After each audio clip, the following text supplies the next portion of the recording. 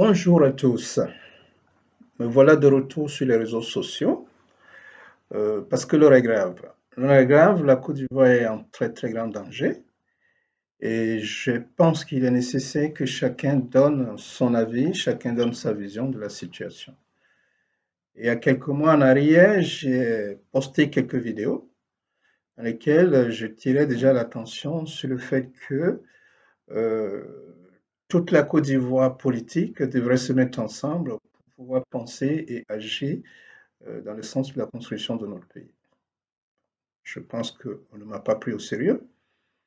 Aujourd'hui, je reviens pour m'exprimer, parce que comme je viens de le dire, la situation est grave. Mais avant de continuer dans mes propos, je voudrais m'incliner à la mémoire de tous nos compatriotes qui sont tombés, qu'ils soient du pouvoir comme de l'opposition, que leurs âmes reposent en paix.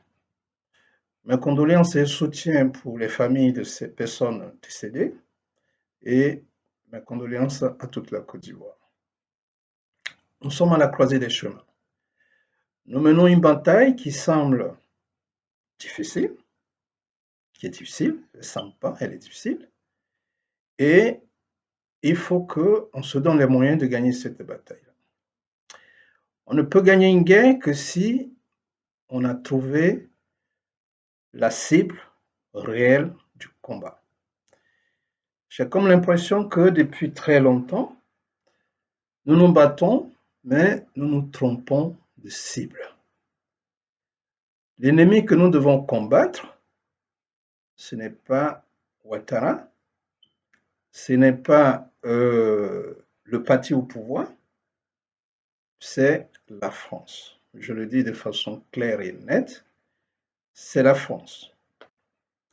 L'erreur que nous faisons aujourd'hui de nous attaquer à Ouattara, c'est cette même erreur que beaucoup d'autres avant nous ont fait et suite à laquelle ils se sont retrouvés, on va dire, au point de départ. Il y a un dicton populaire qui dit « les mêmes causes produisent les mêmes effets ». Si on ne s'attaque pas à la cause, donc à la source du problème, et qu'on s'attaque seulement aux effets, donc aux conséquences, ben, on risque pendant très longtemps de se battre contre du vent.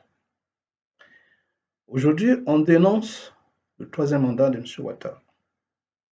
Certes, il a violé la Constitution selon certains constitutionnalistes, je ne suis pas fait de droit, mais je fais remarquer que ce n'est pas la première fois que notre Constitution est violée. En 2010, quand le président du Conseil constitutionnel, Yao Paul-Ondré, a proclamé les résultats, c'était la parole du juge suprême de notre République.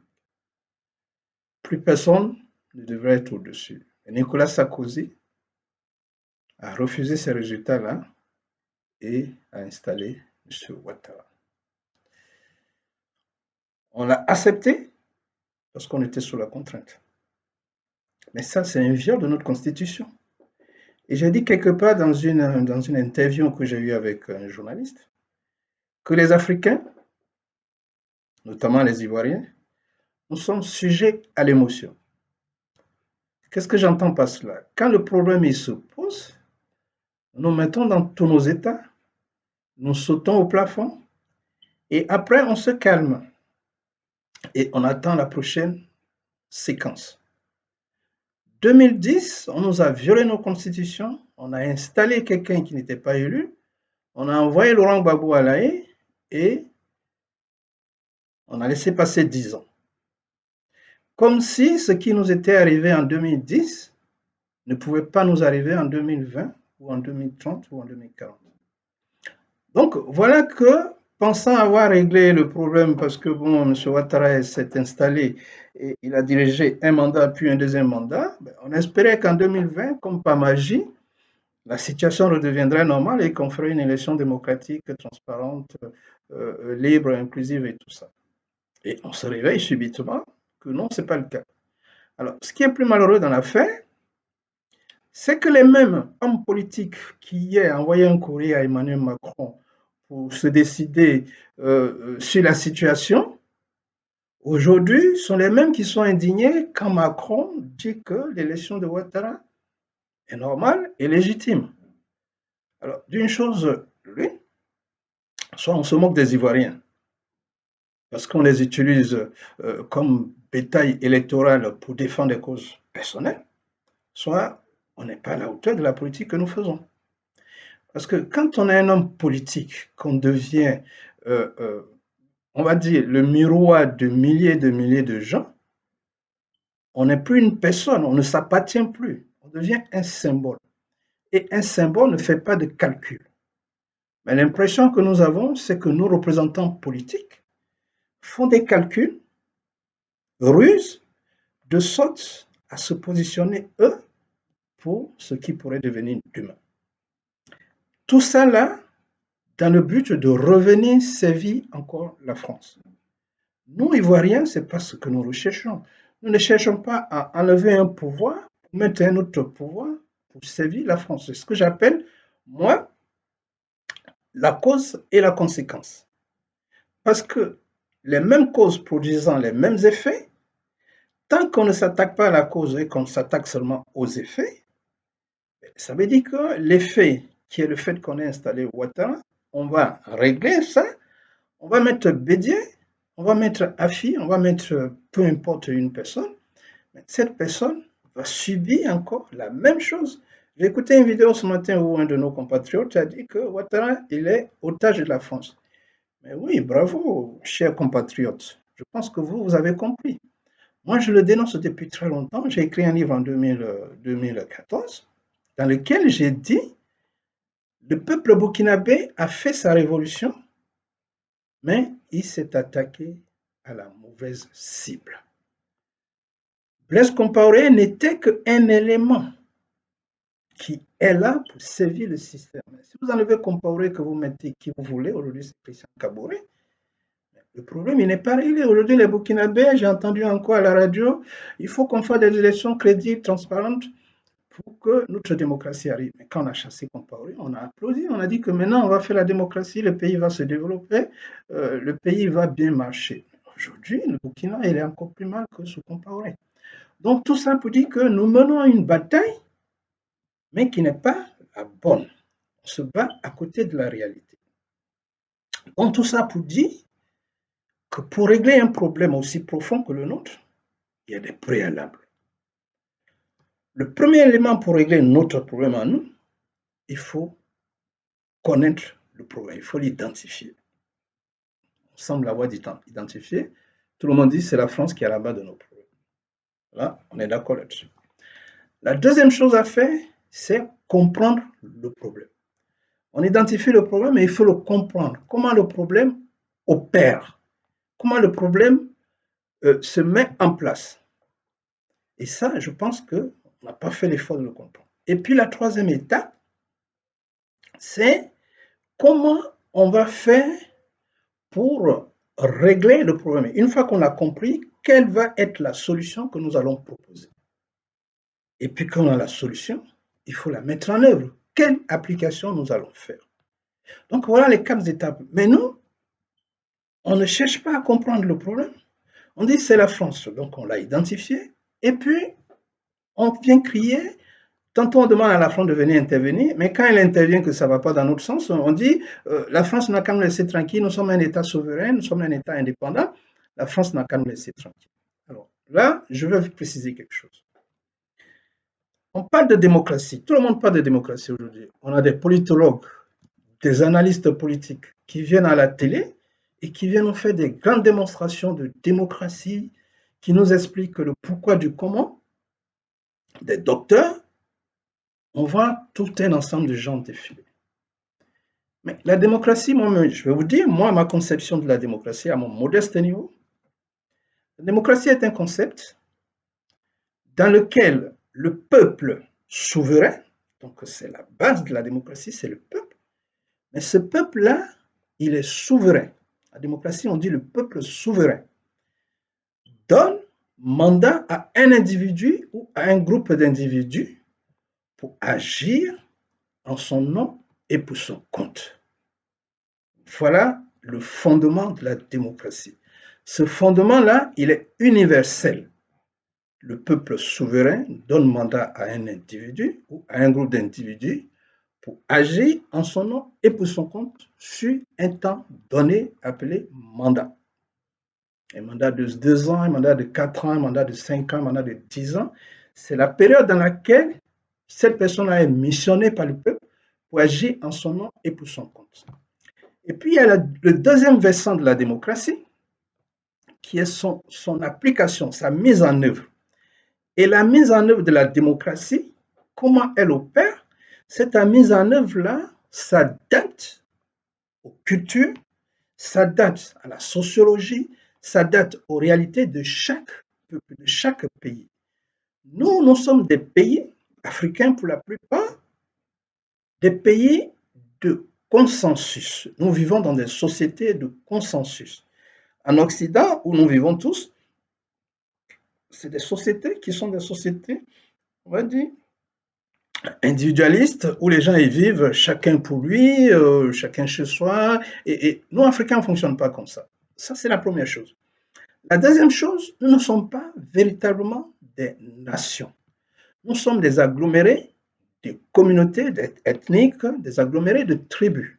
C'est-à-dire que vous allez au nord, vous avez des Sonofo qui sont une tribu, vous avez des Tagbana, vous avez des Koyaka, vous avez des Jimini. Vous venez au centre, vous avez des Baoulés, vous avez des Gouro, vous avez tout ce que vous voulez. Au sud, vous avez les Agnis, les Aké, les Ébriés, comment on appelle ça, les Abels, les Adjoukrou et tout ça. Donc, toute cette mosaïque d'ethnie constitue la Côte d'Ivoire. Mais quand vous voyez un Ivoirien que vous lui posez la question, vous êtes Ivoirien? Oui. La deuxième question, c'est vous êtes d'où? D'où ça veut dire vous êtes de quelle ethnie? Je suis Bété, je suis Agni, je suis Aké, je suis Robert. Ah d'accord, vous êtes Robert. Ah mais tiens, vous êtes de quel village ou de quelle sous-préfecture? Ah ben je suis de tel. Ah d'accord. Donc on va d'abord demander de quelle ethnie on est, et puis quand on a l'ethnie, on va demander le village pour voir si, eh bien ouais, je connais quelqu'un, ou bien si c'est mon ethnie, de savoir si tu n'es pas loin de chez moi.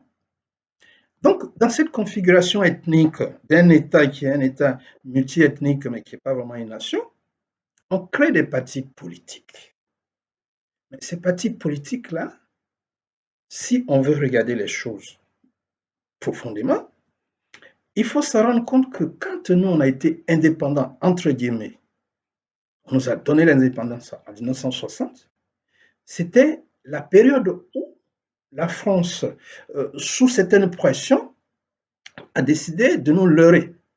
De nous leurrer, donc de nous donner une sorte d'indépendance dans laquelle elle nous a fait signer ce qu'on a appelé les accords de coopération, de défense et de coopération dans la communauté. C'est que vous êtes indépendant, mais tout ce qui est question d'économie, de commerce international et de diplomatie, c'est moi, la France, qui vous gère. Donc vous êtes un gros bébé, je vous gère. Pour l'instant, vous avez droit qu'à un parti politique parce qu'on est dans la période de la guerre froide et on ne peut pas autoriser le multipartisme au risque que celui qui crée son parti d'opposition aille à l'Est, par exemple, près de l'URSS, pour trouver refuge et créer une tension entre l'Est et l'Ouest. Donc, si vous vous souvenez bien, jusqu'en 1990, de 60 à 90, on est resté sous le régime du parti unique. Pourquoi? Parce que, comme je viens de l'expliquer, on ne pouvait pas prendre le risque que quelqu'un aille se réfugier à l'Est. Souvenez-vous, en 1976, il y a eu l'histoire des Guébiers où Yangoé Kragoy a fait massacrer tout un peuple. Et puis en 90, quand le danger de l'Est disparaît avec la chute du mur de Berlin, on nous autorise en ce moment-là, on dit maintenant vous pouvez, mais quand on vous autorise à faire quelque chose, vous avez des limites. Parce qu'on vous dit, bon, écoutez, vous pouvez faire ça, mais vous ne pouvez faire que ça. Donc, on nous autorise à créer des partis politiques, et ces partis politiques qu'on a créés sont encadrés. Vous voyez, ces partis-là sont encadrés. Donc, pour être président dans nos pays, là, quel que soit le parti auquel on appartient, il faut que la France donne son autorisation. Si la France ne vous a pas validé, vous ne pouvez pas être président. À partir de là, on a vu que depuis 90, mais toutes les élections en Afrique francophone, dans nos 14 pays, comment ça c'est autre chose, Nos 14 pays, 8 en Afrique de l'Ouest et 6 en Afrique centrale, sont des élections qui débouchent toujours sur des contestations. Donc nous, Africains, au lieu de se pencher sur la question de la démocratie pour voir si cette application que nous avons, la France nous a donnée, on se met ensemble, chaque individu une voix pour élire un président, est-ce que ça nous convient? Moi, je dis non. La démocratie qui se pratique aux États-Unis est différente de celle qui se pratique en France, elle est différente de celle qui se pratique en Allemagne, elle est différente de celle qui se pratique en Italie, ainsi de suite. Donc chaque peuple a son application de démocratie. Et nous, Africains, qui sommes si différents de l'Occident, parce que nous, on vit en Europe, on sait comment est la société occidentale. En comparaison à la société, avec la société africaine, nos sociétés à nous, qui sont totalement différentes. Ce sont des sociétés de consensus, comme je l'ai dit.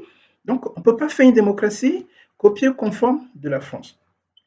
Et la France, là-dedans, elle ruse. Elle dit, maintenant, vous avez la démocratie, vous pouvez y aller. Vous organisez des élections à géométrie variable, la réaction de la France. Tantôt, la France soutient, tantôt, la France est contre. Donc, la démocratie, quand ça arrange la France, ben, monsieur, vous n'avez pas gagné, il faut partir. Le cas de Laurent Gbagbo, on ne peut pas autoriser qu'un dictateur se maintienne au pouvoir. Mais un dictateur, c'est quoi? C'est quelqu'un qui est au pouvoir, qui opprime son peuple et qui ne veut pas s'en aller. Laurent Gbagbo est arrivé en 2000, et en 2002, on lui a fait un coup d'État, on le traite de dictateur. Donc, ça, déjà, ça pose question. Ou alors, il y a des véritables dictateurs qui sont installés et que la France cautionne. Donc, tout ça, ça devait nous poser question. Mais nous, non. On attend quand la crise arrive, mais on saute au plafond et puis là, on voit qu'on est en train de se taire parce qu'on a fait tuer des gens. Il y a pas mal de gens, de jeunes qui sont morts. Il y en a qui disent 85, il y en a qui disent 200, il y en a qui disent bon. Peu importe, même s'il y a un seul qui est mort, c'est déjà très grave. Donc, au lieu de se pencher sur la véritable cause de nos problèmes, on attaque la conséquence. C'est-à-dire que la source du problème est là, mais on laisse la source tranquille et puis les effets que crée cette source-là, c'est sur les effets qu'on se bat. Moi, je dis, on fait fausse route. Et si on continue d'agir dans ce sens-là, en 2050, on sera en train de se battre, d'accuser la France et de continuer de courir. Moi, je vais vous dire quelque chose.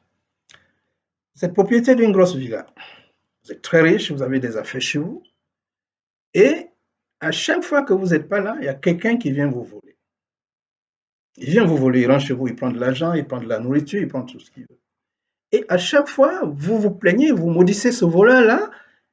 Et chaque fois qu'il y a un vol, ben, vous venez crier, vous maudissez ce voleur. Mais le voleur, vous pensez qu'un jour, il va décider de ne plus venir vous voler? Le voleur, il vole pour nourrir sa famille. Celui qui doit se protéger du voleur, c'est celui qui est volé. Donc si vous savez que quelqu'un vous vole, c'est à vous de prendre les précautions, d'aller mettre des barrières à vos portes, de mettre des sécurités, de mettre tout ce que vous voulez, pour ne plus que ce voleur-là rentre chez vous. Mais si vous ne faites pas ça et que vous attendez que le voleur ait pitié de vous et ne vienne plus vous voler, vous allez rester toute votre vie à dénoncer le vol qu'on vous fait, mais on va toujours vous. Donc c'est pour cela que je dis, laissez la France tranquille. La France, elle fait ce qu'elle doit faire pour vivre. Si c'est d'aller voler vos matières premières, vos ressources, pour alimenter son peuple, elle est en droit de le faire, puisqu'on est dans une société où on parle de droit, on parle de ceci, on parle de cela, mais nous tous, nous savons que c'est illusoire. Tout ce qu'on nous dit là, c'est illusoire. On est dans une société où c'est la raison du plus fort qui prime. Donc, si nous n'avons pas compris ça et qu'on ne prend pas des précautions pour dire que nous allons nous protéger pour ne plus qu'on vienne nous mettre dans cette situation-là, où on dit que nous sommes des États indépendants, mais on décide tout pour nous et quand ça ne nous convient pas, ben, on nous oblige à accepter, je pense qu'on n'a pas compris. Donc, la solution, elle n'est pas simple. Mais moi, j'ai quelques idées. Et plus j'écoute les gens, plus je pense que ce que je pense n'est pas très, très, très, très, euh, n'est pas dénué de bon sens. Qu'est-ce que moi j'entends? Je dis la démocratie, dans son application, dans son fondement, il n'y a rien à discuter. C'est le peuple qui est souverain qui décide. Mais comme nous, notre peuple n'est pas souverain, on le sait tous que notre indépendance est fictive, et que nous, on n'est pas souverain, donc on ne peut pas dire que la démocratie à l'occidental qu'on nous a donnée, notre peuple serait souverain, donc il viendrait décider pour nous, ce qui est bon, mais il faut réfléchir autrement. Donc, au lieu de dire, moi, je suis l'opposition, je me bats pour arriver au pouvoir, pour donner encore ce pouvoir-là, les richesses à la France, parce que je n'aurai pas d'autre choix que de le faire, je suis pris en otage. Je l'ai dit quelque part, tous nos chefs d'État africains francophones sont des otages de la France.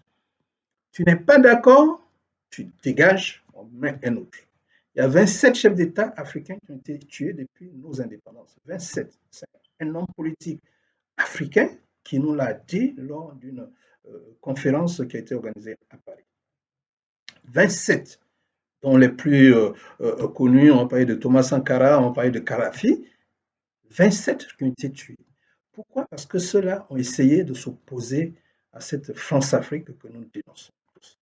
Le cas de Laurent Gbagbo est emblématique. Lui, Dieu merci, il n'est pas mort, mais politiquement, il est mis hors jeu. Donc, au lieu de continuer d'envoyer des gens à l'abattoir parce qu'ils y vont et quand ils veulent s'opposer, on les tape dessus, réfléchissons autrement. Ce que moi je propose, nous avons un pays que nous aimons tous. La Côte d'Ivoire, c'est notre pays, c'est le seul que nous avons tous. Est-ce qu'il n'est pas bon qu'à un moment on s'asseye tous ensemble, opposition et pouvoir, pour dire ben, pourquoi est-ce que nous nous opposons? Parce qu'on s'oppose sur des choses sur lesquelles on n'est pas d'accord. Mais quand on sait que ce que nous recherchons tous, c'est de construire notre pays, de l'amener vers le développement, de façon à assurer le bien-être de chaque Ivoirien, c'est un sujet qui ne devait pas faire de division et d'antagonisme. On veut diriger le pays? Ah, ok, d'accord. Quelles sont tes idées? Quelles sont mes idées? Quelles sont les idées de Kwame? Quelles sont les idées de Yapi? Quelles sont les idées de Traoré? Quelles sont les idées de Seri? On se met ensemble et puis on regarde les idées de chacun. Là-dedans, il y a forcément des idées plus ou moins qui vont se recouper. Et on en fait une sorte de synthèse, c'est-à-dire qu'on mélange tout ça, et puis des gens qui sont compétents dans tous les domaines vont nous les ressortir avec des propositions qu'on va dire médianes. Médiane, ça veut dire que qui se situe pratiquement, bon, qui ressemble plus ou moins à tout ce qu'on propose. Et ça va être quelque chose qui va nous permettre tous ensemble, puisque c'est notre objectif commun à nous tous, c'est développer notre pays. Pourquoi on irait s'opposer?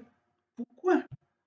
Une fois qu'on est d'accord pour dire, bon, ben, nous, on veut construire la Côte d'Ivoire, on va se mettre tous ensemble pour construire ce pays-là. On va le partager, la construction de notre pays. On fait une démocratie de consensus à l'africaine, sous l'arbre à palabre. On s'assoit, tous on se met ensemble et on réfléchit, on met en place un mécanisme qui nous permet de diriger le pays ensemble. Alors aujourd'hui, quand on regarde l'échiquier politique, il y a eu le RHDP, il y a eu Bédié, Ouattara, Mabi Touakus, comment on appelle ça, Anaki Kobena. Tout ce beau monde-là se sont mis ensemble. Le PIT à l'époque aussi. Tout ce beau monde-là se sont mis ensemble et ils ont créé une coalition qu'ils appelaient RHDP. Ils ont pu diriger le pays ensemble pendant au moins 5 ans. Donc ça veut dire que se mettre ensemble est possible. Et puis du jour au lendemain, on voit que ces mêmes gens-là qui sont mis à Ouattara pour diriger le pays, aujourd'hui ils ne sont plus d'accord. Mais ils ne sont plus d'accord sur quoi? Ils ne sont plus d'accord sur quoi? Sur quoi ils étaient d'accord hier? Et pourquoi aujourd'hui ils ne sont plus d'accord? Si ce n'est pour occuper le tabouret, comme on le dit. Donc, ne nous faites pas tuer pour vous asseoir sur un tabouret. Vous voulez nous conduire vers le bonheur, mais entendez-vous, vous êtes nos leaders, vous n'êtes plus vous, vous êtes des symboles. Vous représentez des symboles. Donc, quand vous représentez des symboles, vous ne pouvez plus faire des calculs personnels, vous représentez l'intérêt général. Donc, quand Bédié s'allie avec Ouattara pour chasser Gbagbo, OK, on estime qu'ils sont d'accord, ils ont une vision commune pour développer la Côte d'Ivoire. On dit Gbagbo, c'est un dictateur. OK, lui, il n'est pas bon, il veut gâter la Côte d'Ivoire. Donc, on va le chasser. Très bien. Et aujourd'hui, le même Bédié qui était d'accord avec Ouattara pour faire émerger la Côte d'Ivoire sort de cette alliance, se retrouve avec Bédié, avec Gbagbo, la gauche, les FPI. Et on fait une alliance, on veut chasser. Mais écoutez, arrêtez de vous moquer de nous. Arrêtez de vous moquer de nous. Nous, on veut vivre dans notre pays tranquillement. Donc, cette façon de faire de la politique met les Ivoiriens en danger. Moi, je le dis, je suis partisan de personne. Je ne suis pas politique, je suis un homme de la société civile. Je pousse ce cri de cœur là, je pousse donc ce cri de cœur pour dire arrêtez de nous envoyer à l'abattoir, arrêtez d'envoyer nos enfants à l'abattoir. Si demain on s'entend pour gérer le pays ensemble et qu'il n'y a plus l'un qui s'oppose à l'autre, pensez-vous que la France va venir pour dire ben, Akobé, toi tu es là-dedans avec eux, j'aimerais que tu sortes de là pour que je te soutienne pour aller défendre mes intérêts. Non, ça ne se fera plus. Si on est d'accord ensemble pour créer un bloc national pour la défense de nos intérêts nationaux, plutôt, excusez-moi, il n'y aura plus de France qui viendra nous diviser. Ça, c'est ce que je voulais dire. Plus tard, on va développer techniquement comment les choses vont se faire. Je vais lever juste un petit coin du voile. Il y a beaucoup de gens, le professeur Koulibaly et tout ça, qui parlent de régime parlementaire. Je suis tout à fait d'accord, je l'ai développé dans mon livre. Ma prochaine vidéo, je vais revenir là-dessus pour expliquer. Donc, ce système-là nous permettra peut-être de nous protéger et d'éviter qu'on vienne se taper dessus. La démocratie du consensus, donc la proportionnelle, donne à chacun les moyens d'apporter sa contribution selon son poids politique à la construction de notre nation. Donc ça, je vais le dire. Maintenant, il y a une autre question qui me taraude l'esprit que je voulais aborder. Je sais que beaucoup de gens ne vont pas apprécier, mais aujourd'hui, on n'est plus dans une situation où on va dire des choses pour faire plaisir à quelqu'un ou pour mécontenter une autre personne. Je reviens sur le cas Ouattara. Pourquoi est-ce que M. Ouattara a autant de haine pour les Ivoiriens? Pourquoi? Moi, je pense que on peut aller chercher les réponses de cette attitude-là du président Ouattara dans le passé. Moi, c'est ce que je pense. Ça peut être faux, je peux être à côté. Mais aujourd'hui, on cherche des solutions. Et chercher des solutions, ça veut dire qu'on va taper partout quand les policiers font des enquêtes criminelles, ils vont dans toutes les directions, ils explorent toutes les pistes, et puis ils finissent par tomber sur la bonne piste. M. Alassane Ouattara, on dit qu'il est burkinabé. D'accord, il a fait ses études sous la nationalité burkinabé, il a travaillé au FMI sous la nationalité burkinabé, il est même venu en Côte d'Ivoire en étant burkinabé. OK? Mais moi, je dis, tous les grands pays du monde se sont construits avec un brassage de nationalités. Vous allez aux États-Unis, vous venez même en France, où nous vivons. Je vais vous citer quelques exemples en France que je connais bien. Le Premier ministre, c'est Edouard Balladur. Edouard Balladur, il a des origines étrangères. Nicolas Sarkozy, il a des origines étrangères. Le Premier ministre, Manuel Valls, il a des origines étrangères. Anne Hidalgo, qui est maire de Paris aujourd'hui, a des origines étrangères. Quand on va dans le monde artistique, tu prends sportif par exemple, tu prends Michel Platini, il est étranger d'origine. Tu prends l'équipe de France aujourd'hui qui fait autant la fierté des Français et de nous, diaspora qui vivons en France. 80% des joueurs de l'équipe de France sont des Africains d'origine. Mais ça n'empêche pas la France d'être fière d'avoir une équipe nationale qui gagne. Vous prenez au niveau des chanteurs, tout ça, c'est des étrangers. Mais ils sont français. Donc, monsieur, comment il s'appelle, le président Ouattara est burkinabé. Et puis, on lui fait appel. Il vient à la demande d'Houphouët-Boigny, à la demande du FMI ou je ne sais pas. Il vient en Côte d'Ivoire pour être Premier ministre. Un étranger qui vient en Côte d'Ivoire pour être Premier ministre. C'est quelque chose qui est un peu inhabituel. Mais quand on prend la Côte d'Ivoire d'Houphouët-Boigny, Abdoulaye Sawadogo, sous Houphouët-Boigny, il était ministre de l'Agriculture.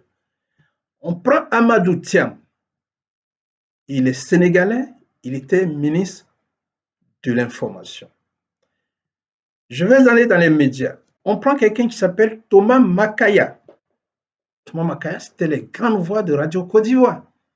Thomas Makaya, il est togolais, je crois. Prenez Simplice Zengzou, pour tout ce qui est commentaire du sport et tout ça, il est burkinabé. Il est plutôt, excusez-moi, béninois. Ça peut ne pas être exactement la nationalité, mais c'est des gens qui sont d'origine étrangère. Ça ne les a pas empêchés d'être de grands serviteurs de la Côte d'Ivoire. Si Ouattara est étranger, burkinabé, et qu'il arrive, et qu'il est Premier ministre, on l'a bien accepté hein, pour être Premier ministre. On n'a pas cassé les maisons, on n'a pas cassé les voitures, on n'a pas brûlé les choses. Il a été Premier ministre au Houphouët-Boigny. Très bien. Je vais vous dire quelque chose. C'est que ça ne va pas plaire à beaucoup de gens, mais je vais le dire quand même. En France, il y a un jeune Malien qui passait dans la rue. Il était sans papier, donc un clandestin. Et puis, il y a un enfant au balcon d'un étage, quatrième ou cinquième étage, qui pendait et qui était sur le point de s'écraser au sol. Le jeune Malien a grimpé la façade du bâtiment comme un araignée jusqu'à aller prendre cet enfant qu'il a décroché, à qui il a sauvé la vie.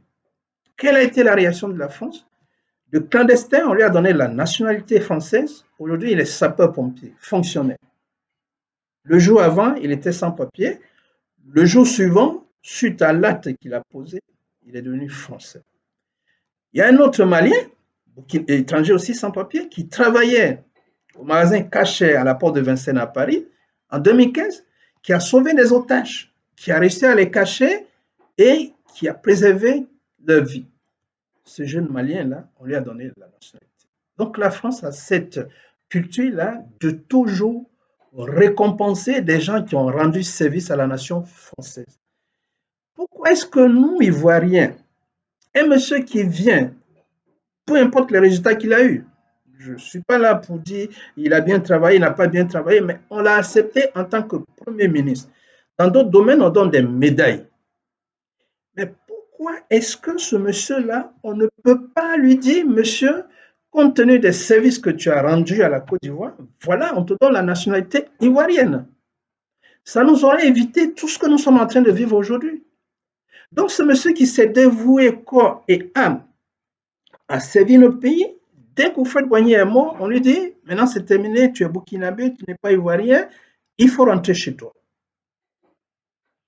Il y a une frustration derrière. Il y a une frustration derrière. Donc, ce monsieur, n'ayant pas compris ce qui lui arrive, a dit, mais c'est pas possible. Moi, j'étais là avec vous, tout se passait bien. Et puis, Houphouët n'est plus là, vous me chassez. Et tout le service que je vous ai rendu à votre pays. Je dis bien, ça ne va pas plaire à des gens, mais je le dis. La communauté burkinabé qui vient en Côte d'Ivoire, Siro et Yodé l'ont chanté. Éric Kaboré, il est de mère ivoirienne et de père burkinabé. Donc c'est un Ivoirien. Ils l'ont chanté, une chanson que j'aime très très bien, j'affectionne beaucoup. On le traite d'étranger. Tous les Burkinabés qui sont en Côte d'Ivoire, moi je me rappelle, je suis du Sud, dans nos plantations de café, de cacao, la plupart des gens qui ont travaillé, c'est des Burkinabés. Ils ont contribué à construire ce pays qui est le nôtre aujourd'hui. Il y a beaucoup qui sont ivoiriens. Pourquoi est-ce que nous ne pouvons pas vivre en harmonie avec ces gens-là qui nous ont aidés à construire ce pays? Il faut dire le succès de ce pays repose sur l'agriculture. Et on est premier producteur de cacao, mais les Burkinabés, ils ont aussi une part de contribution. Donc, quand vous faites ça à des gens qui se sentent frustrés, qui se sentent humiliés, au bout d'un moment, ils ont une sorte de rancœur. Ouattara a dit, je frapperai ce pouvoir, il tombera. Je rendrai ce pays ingouvernable parce qu'il y a une haine qu'on a permis à ce monsieur-là de développer contre les Ivoiriens. Et aujourd'hui, vous avez vu depuis qu'il a pris le pouvoir, mais il va nous montrer que ce que vous appelez votre pays, ben moi je le commande. et je le dirige avec qui je veux. Il y a plein de ministres là-dedans, de dirigeants, de machins qui sont d'origine étrangère. Ce qu'on ne veut pas là, c'est ça maintenant qu'on nous impose en masse. Donc moi je dis, l'heure est grave et il est temps qu'on devienne un peu responsable. Si Ouattara est là, qui nous fait du bon boulot, acceptons-le. Même si on n'a pas envie, acceptons-le. On dit la France, mais la France, je vais vous expliquer. La France cherche toujours celui qui va servir ses intérêts. Donc, quand vous avez un frère qui est là, qui sert le pays, et que la France veut prendre en otage, comme l'a dit le frère ce matin, et que je partage, que j'ai toujours dit, s'il ne veut pas être otage de quelqu'un, mais il cherche du soutien dans son peuple. Mais nous, le peuple, qui devons permettre à Ouattara de ne pas accepter l'offre de la France, on veut le chasser, on lui dit, va-t'en, tu n'es pas ivoirien, tu ne resteras pas là. Vous voulez qu'il fasse quoi? Il se laisse là et qu'on vienne lui tomber dessus? Non, il va aller s'abriter auprès de la France. Et quand il va s'abriter auprès de la France, mais la France lui donne ses conditions. Tu veux que je te protège? Mais voilà mes conditions. Il accepte forcément parce que s'il refuse, il n'aura pas la protection de la France et il va être livré à la vindicte populaire. Donc, moi, je suis très énervé aujourd'hui contre nos politiques, que ce soit du camp de l'opposition ou du camp du pouvoir. Je suis très énervé. Il faut qu'aujourd'hui, on prenne conscience que ce pays-là, ce n'est pas avec la force qu'on va l'arracher à l'un ou à l'autre. On a vu ce que ça nous a donné avec la force, 3000 morts. Ça, c'est le minimum qu'on nous a annoncé. On a eu beaucoup plus de morts. Et là, on recommence, on va encore avoir des morts.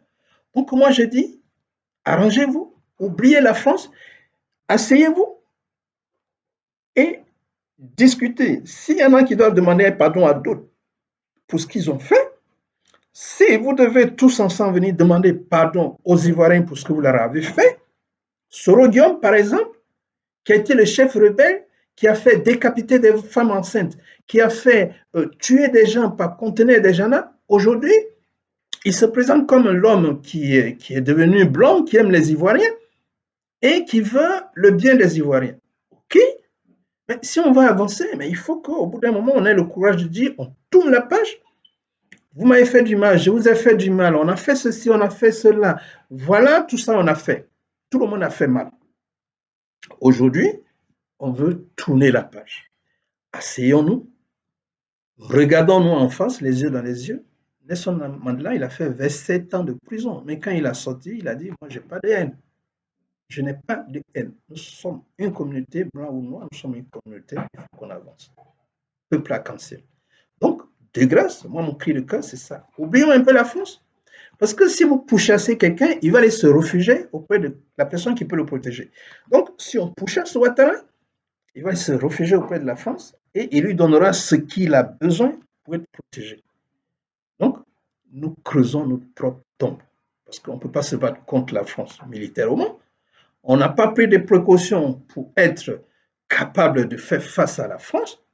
Il y a des gens qui sont plus intelligents qui l'ont fait. On prend Bachar al-Assad, par exemple. En Syrie, on a dit on ne veut plus de Bachar, Bachar doit partir. Bachar, il est encore là. Il a pris des précautions. Kadhafi n'a pas pris de précautions, il est mort. Gbagbo n'a pas pris de précautions, il est allé à La Haye. Aujourd'hui, on a eu 10 ans pour réfléchir à ce problème-là et s'organiser pour y faire face. On ne l'a pas fait. On est en 2020, on retrouve le problème de 2010. Et on voit des gens venir à la télé pour dire, ouais, il ne peut pas rester là, il n'a pas le droit, il n'est pas légitime, son troisième mandat, il est impossible. On peut pas en faire quoi? Ce n'est pas une affaire d'incantation. Vous venez à la télé pour nous dire, voilà, demain, moi j'ai posé la question à quelqu'un, mais vous dites qu'il n'y aura pas d'élection, on fait quoi? On ne sait pas. Et on envoie des enfants dans la rue pour les faire tuer. Donc, je dis de grâce. Il y a déjà beaucoup trop de morts, on ne veut pas en arriver à 3000. Arrêtez tout ça. Mettez-vous ensemble, comme je l'ai toujours dit, il n'y a pas un seul qui peut régler nos problèmes. Un seul parti ne peut pas régler nos problèmes. Mettez-vous ensemble. Arrêtez de vous taper dessus parce que tout ça, c'est pour la France. Que ce soit Ouattara qui gagne ou que demain Ouattara s'en aille, qu'on mette à finir ça, on met Bétier, on met tout ce qu'on veut, la France reviendra lui dicter ses conditions. Si on n'a pas compris ça, ça veut dire qu'on est bon pour aller jusqu'en 2000, je ne sais pas, 90 ou 2000 machin. On dit les vieux, ils sont partis, maintenant c'est les jeunes. Mais Macron, il est jeune. Macron, il a à peine 40 ans. Il aurait pu être jeune et dire, bon, moi, vos histoires de France-Afrique, je ne suis pas là-dedans. Moi, je suis arrivé, j'ai promis au Burkina Faso que maintenant, c'est machin, c'est fini. On aurait pu dire, on tourne la page de la France-Afrique. Mais vous voyez que c'est reparti pour de bon.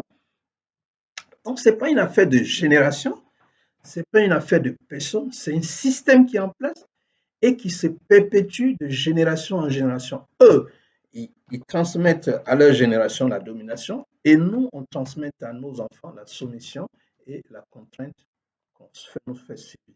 On nous prend nos matières premières, on est devenu pauvre, on ne peut plus faire ce qu'il vaut et là, on est là, quand on te donne 1 euro, on est tout heureux, les enfants, ils prennent le bateau pour venir se jeter à la mer, pour venir vivre ici comme des sous-hommes, sous les ponts, sous des tentes en plein hiver et tout ça. Et on est content. On est content. Mais on est content parce qu'on ne sait pas agir, on ne sait pas le faire. On poursuit toujours l'un, un camp contre un autre camp. Mais quand le camp qui est au pouvoir que vous poursuivez, il va aller se réfugier. Celui qui a eu le courage de dire, moi, je refuse, je suis au pouvoir, je refuse le dictat de la France, on a vu ce que ça a donné. C'est Laurent Gbagbo, on l'a amené à La Haye. Aujourd'hui, il a été acquitté, ça fait 1 an passé, mais il est encore là-bas. Il est en Belgique, il est encore en Europe. Donc, il faut qu'on comprenne que notre ennemi, ce n'est pas Ouattara, notre ennemi, ce n'est pas Bédier, notre ennemi, ce n'est pas Afi, notre ennemi, on n'est pas ennemis entre nous, on est fils et filles du même pays. Ouattara, il est ivoirien, que ça vous plaise ou non, il est ivoirien. À partir du moment où il est venu, qu'il a servi ce pays-là, il est président de la République, c'est du non-sens. Quelqu'un qui a été Premier ministre, il est président de la République, il est président de la République 2 fois, et vous venez encore vous regarder dans le miroir pour dire qu'il n'est pas ivoirien. Mais attendez, soyez un peu logique avec vous-même. Je ne dis pas ça pour défendre Ouattara, je suis réaliste.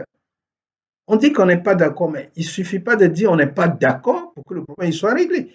Tu n'es pas d'accord, mais comment tu fais? On n'a pas de solution. Donc, si tout ça, on n'a pas de solution, ben on se met avec l'autre. On dit, mon frère, on s'est assez battu. Maintenant, même s'il n'y a personne pour nous séparer, on s'est assez battu, on est fatigué. On voit qu'on est en train voilà, on va s'arrêter de se battre et on va discuter ensemble pour régler le problème. Donc, moi, je vous appelle Bédier, Babo, Ouattara, Afinguessan, Diom Soro, tous nos hommes politiques, Mamadou Koulibaly, tous. Moi, je vous appelle aujourd'hui au nom de la Côte d'Ivoire, au nom du peuple ivoirien que vous faites souffrir, de vous asseoir tous, mettez vos intérêts partisans de côté, parce que le pouvoir, tôt ou tard, on le perd toujours. Aujourd'hui, le camp Ouattara est là, demain, il va perdre le pouvoir, et ses partisans vont être pourchassés comme les autres sont pourchassés aujourd'hui. Mais on ne va pas construire la Côte d'Ivoire à se pourchasser tous les 5 ans ou tous les 10 ans. Avant la Côte d'Ivoire, c'était la Côte d'Ivoire. Tu arrives au nord, que tu viens du sud ou du centre, tu es chez toi. Tu viens du nord, tu arrives au sud ou au centre, tu es chez toi. Aujourd'hui, les Ivoiriens sont triés. Il y en a qui meurent, on n'en parle pas. Il y en a qui meurent, ça fait la une des journaux. Mais c'est quoi? C'est pas le pays qu'Houphouët-Boigny a souhaité pour nous. Vous réclamez d'Houphouët, il nous a donné l'exemple. Je vous ai parlé d'Abdoulaye Sawadogo, je vous ai parlé d'Amadou Thiam, je vous ai parlé de beaucoup d'autres gens qui sont venus de la sous-région et qui ont été là, qui ont contribué à construire la Côte d'Ivoire. Donc, arrêtez de faire vos calculs politiciens. Arrêtez de faire vos calculs politiciens. Pensez d'abord à la Côte d'Ivoire, pensez aux Ivoiriens, pensez à l'avenir de la Côte d'Ivoire et arrêtez de vous narguer. Il ne sera pas jamais président. Les autres disent, nous, on est au pouvoir. On est là jusqu'en 2050, on est là. Mais Gon Koulibaly, qui savait qu'il allait partir comme ça? Qui savait que ce pauvre monsieur allait partir comme ça? Le ministre Diakité, Sidiki Diakité, qui savait qu'il allait partir comme ça. Donc la vie nous réserve toujours des surprises. Ouattara, demain, il peut ne plus être là, je ne suis pas sa mort. Mais s'il n'est plus là, vous allez faire comment? Nous, on est au pouvoir, on restera là. Le pouvoir, le pays ne vous appartient pas à vous tous. Le pays, il appartient à tous les Ivoiriens. Vous avez la main aujourd'hui pour le gérer, mais il faut savoir que, quelle que soit sa force, quel que soit le machin, les gens qui se pensaient invincibles, les Moubarak, les Ben Ali, tous ces grands dictateurs-là, un jour ou l'autre, ont perdu le pouvoir. Soit parce qu'ils ont été renversés, soit parce qu'ils sont morts. Donc, de grâce, soyez un peu humbles. La Côte d'Ivoire nous appartient à nous tous. Vous avez la force aujourd'hui. Au Mali, Ibeka, il ne voulait pas partir. Il ne voulait pas partir. Mais un matin, il a été surpris. La main l'a déposé. La main l'a déposé. Nous, on ne veut plus de coup d'État en Côte d'Ivoire parce que le coup d'État, ça ouvre la boîte du Pandore et on ne sait pas où ça s'arrête. Donc, il est temps que vous vous asseyez.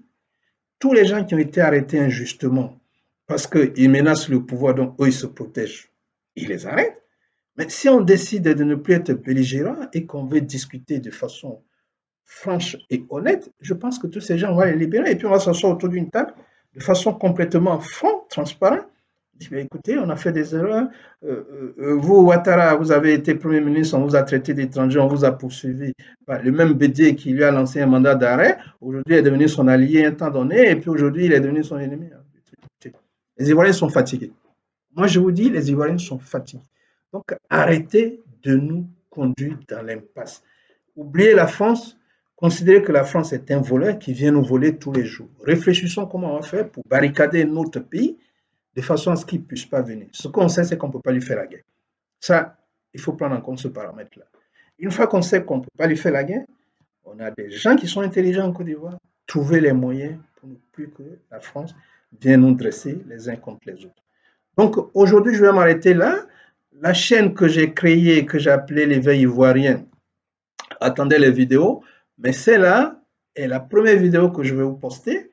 Et abonnez-vous donc à cette chaîne pour que demain on puisse échanger parce que tout le monde a son idée sur le sujet. C'est chacun en donnant son point de vue, son idée, que ça va instruire nos dirigeants, ça va leur donner de la matière pour que demain ils puissent prendre les bonnes décisions. Parce que c'est pas parce qu'on est bédié qu'on a toutes les solutions. Et il y a une chose qu'il faut remarquer, on fait des incantations. Le président Bédié est arrêté pendant une semaine, mais personne n'a bougé. Le pays est resté là. On fait des incantations, mais il est resté là. On va dire qu'il n'a pas été arrêté. Si, il a été arrêté. Parce que mettre quelqu'un en prison, c'est le priver de liberté d'aller et de venir. On l'a immobilisé chez lui pendant une semaine. Donc il est en prison chez lui. Un bonhomme de la trempe de Bédié, on le met en prison. Et personne ne bouge. Mais sur quoi vous comptez pour dire Ouattara, il faut qu'il parte, il ne fera pas un troisième mandat?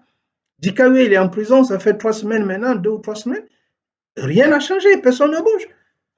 Afin sans Premier ministre, voilà. Donc, il faut comprendre que ce n'est pas la force qui va nous faire régler notre problème. Il faut qu'on arrête de se taper dessus, de se dire des choses, des paroles qui sont fâcheuses. Quand tu es avec ton épouse, que vous êtes fâché, vous vous disputez, mais il y a des choses qu'on ne dit pas. Parce qu'il y a des choses qui laissent des traces indélébiles. Et quand vous frustrez profondément quelqu'un, si c'est quelqu'un de rancunier, il va garder la rancune et il va vous le faire payer. Et je pense que c'est ce que Ouattara est en train de nous faire. On l'a vexé profondément en le traitant d'étranger alors qu'il a servi notre pays. On aurait dû donner cette médaille-là qui est la nationalité et puis dire, Monsieur Ouattara, pour service rendu à la Côte d'Ivoire, on te donne la nationalité ivoirienne. Si il n'était pas ivoirien, moi je ne rentre pas dans ces commentaires-là.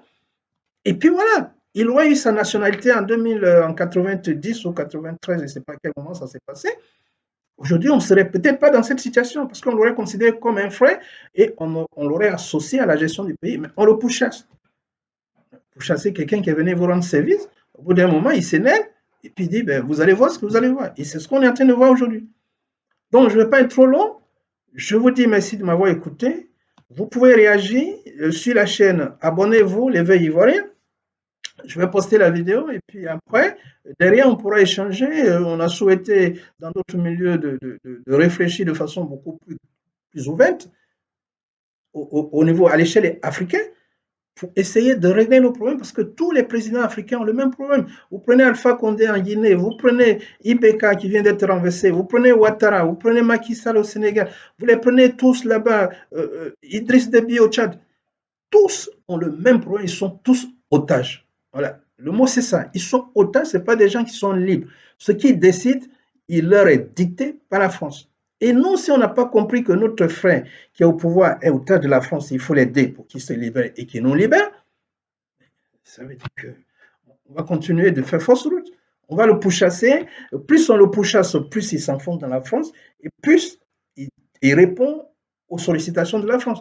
Donc, il va lui donner tout et puis nous, on n'est pas content, il donne tout à la France. Donc, c'est un traître, on va le pourchasser. Mais le bonhomme, il ne peut pas revenir vers vous, il a peur. Il a peur de vous, vous voulez le tuer. Ou bien, enfin, vous voulez le tuer, vous voulez le chasser, vous voulez le lyncher. Donc, la France lui dit, moi, je te donne la protection, mais voilà. Donc ça, il faut qu'on le comprenne comme ça. Si on l'a compris, ça sera bravo et ça fera du bien à la Côte d'Ivoire. On ne va plus attendre 2025 encore quand Ouattara va être en route pour son deuxième mandat de la Troisième République. Là aussi, on va sauter au plafond. On va dire non, c'est pas possible, il se fout trop de nous. Il a fait le premier, on a tout fait, on n'a pas pu l'enlever. Le deuxième, il n'a pas le droit de le faire. Et en 2025, Ouattara sera encore candidat, il va être président et on sera là à crier, à faire tuer des Ivoiriens. Donc, de grâce, nos politiques n'ont qu'à prendre leurs responsabilités, arrêter de faire vos petits calculs politiciens, de dire moi je vais faire ci, je vais faire telle alliance, et peut-être demain je serai président. Mais si demain tu es président, mais tu es président de rien du tout. Tu vas être là pour servir la France. Vous voyez? Donc merci de m'avoir écouté. Et puis demain, dans la semaine, dans les jours à venir, on va refaire d'autres vidéos sur la nouvelle chaîne qui est l'éveil africain et vous me donnerez votre avis là-dessus. Merci de m'avoir écouté et je vous souhaite une bonne fin de journée. À bientôt.